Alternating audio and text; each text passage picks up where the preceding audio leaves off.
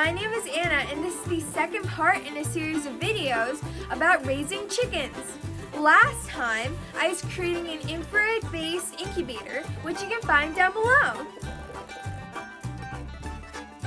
Raising chicks all begins with the egg, and the egg is a lot more interesting than people think. This is my little baby chick that just hatched. What does he remind you of? I don't know about you, but to me, it kind of looks a little bit like a baby dinosaur. But not like these great big dinosaurs that you see in all the museums. Maybe a little bit like a very small version of a T-Rex. That's because birds actually are related to dinosaurs, and that's very clear when you take a look at their eggshells. This is a picture of a modern-day bird's eggshell under a very fancy scanning electron microscope, which is actually very similar to some of the equipment I've been using in my own project. And you can see the membrane which protects the chick inside. Now this is a picture of a dinosaur's eggshell, and you can see that there are many similarities in the structure between the dinosaur's eggshell and the bird's eggshell. However, in this picture, with the bird's eggshell on the left and the dinosaurs on the right, you can see that there are also many huge differences. Guess what I'm doing right now? I'm going to be taking these eggs inside the incubator and I'm going to be turning them around. This is what's done in order to make sure that the heat is evenly spread. And a mother hen would normally do this to her chicks as well. I guess I'm just taking her place now.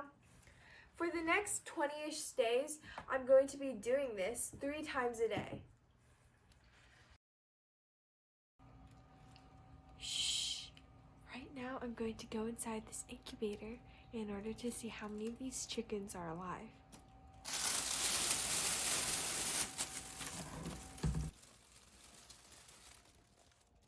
There doesn't seem to be anything going on inside of this egg. I think it might be unfertilized. This one shows some separation, which is a good sign and means that there's life growing inside of it. Okay.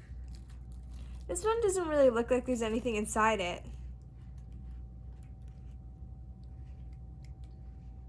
I can't really tell what's going on inside of this one. The shell is way too thick. This one is green. It's alive and kicking. Not really though. This one looks really alive. I'm also super scared to move this too much because it's like sort of moving on the inside and I don't want to jostle it. On day 18, the chickens enter a lockdown and it's just a matter of waiting until the first ones arrive. We're in the end game now. The first one's here. Followed by a couple more and then a lot more all at once.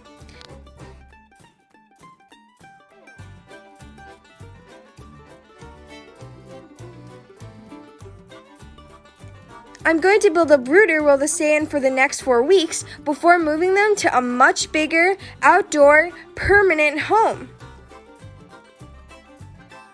In just a few short hours, these chicks go from tiny wet birds to big, fluffy, cute chicks.